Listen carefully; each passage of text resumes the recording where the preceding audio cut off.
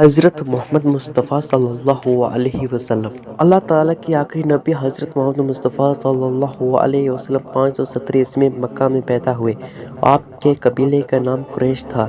آپ صلی اللہ علیہ وسلم کی والدہ کا نام حضرت آمنہ اور والد کا نام حضرت عبداللہ تھا۔ آپ صلی اللہ علیہ وسلم کے والد آپ صلی اللہ علیہ وسلم کی پیدائش سے چند ہفتے وفات پا گئے تھے۔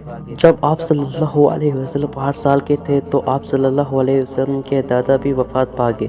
پھر آپ صلی اللہ علیہ وسلم کی پرورش آپ صلی اللہ علیہ وسلم کے چچا ابو طالب نے کی۔ آپ صلی اللہ علیہ وسلم ہمیشہ سچ بولتے اور وعدہ پورا کرتے، اسی وجہ سے مکہ کے لوگ آپ صلی اللہ علیہ وسلم کو صادق اور امین کہتے۔ 25 برس کی عمر میں آپ صلی اللہ علیہ وسلم حضرت خدیجہ رضی اللہ تعالیٰ عنہا کا تجارت کا سامان لے کر شام گئے۔ حضور صلی اللہ علیہ وسلم کی ایمانداری سے متاثر ہو کر حضرت خدیجہ نے انہیں نکاح کا پیغام بھیجا۔ نکاح کے وقت حضرت خدیجہ کی عمر 40 سال تھی اور آپ صلی اللہ علیہ وسلم کی عمر 25 سال تھی۔ آپ صلی اللہ علیہ وسلم غار حرا میں اکثر جاتے اور تنہائی میں اللہ سے دعائیں کرتے۔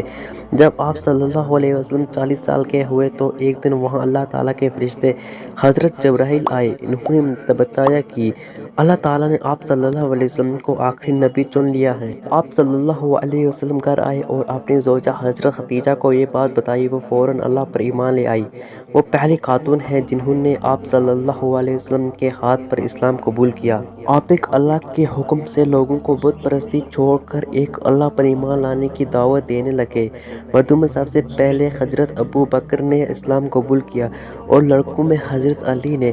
پھر کئی اور لوگ اللہ پر ایمان لے آئے اور آپ صلی اللہ علیہ وسلم کے ساتھی بن گئے۔ یہ دیکھ کر قریش کے سردار آپ صلی اللہ علیہ وسلم کی مخالفت کرنے لگے۔ مدینہ کے لوگوں نے آپ صلی اللہ علیہ وسلم کو وہاں آنے اور سردار بننے کی درخواست کی۔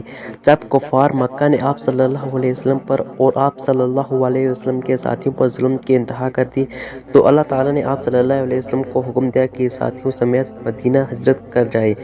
یوں آپ صلی اللہ علیہ وسلم مدینہ کی طرف روانہ ہوئے۔ کافر مکہ آپ صلی اللہ علیہ وسلم کو پکڑنے کے لیے نکلے۔ آپ صلی اللہ علیہ وسلم اور آپ صلی اللہ علیہ وسلم کے ساتھی حضرت ابو بکر ایک غار میں جا کر چھپ گئے۔ اس غار کا نام غار ثور ہے۔ اسی روز مکری نے اس غار کے منہ پر بن کے تان دیا۔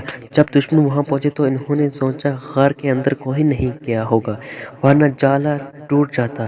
وہ واپس لوٹ گئے۔ کچھ دن کے بعد حضرت محمد مصطفیٰ صلی اللہ علیہ وسلم اور حضرت ابو بکر مدینہ پہنچ گئے۔ مدینہ کے لوگوں نے بہت خوش ہو کر آپ صلی اللہ علیہ وسلم کا استقبال کیا۔ اس وقت آپ صلی اللہ علیہ وسلم کی عمر 53 برس تھی۔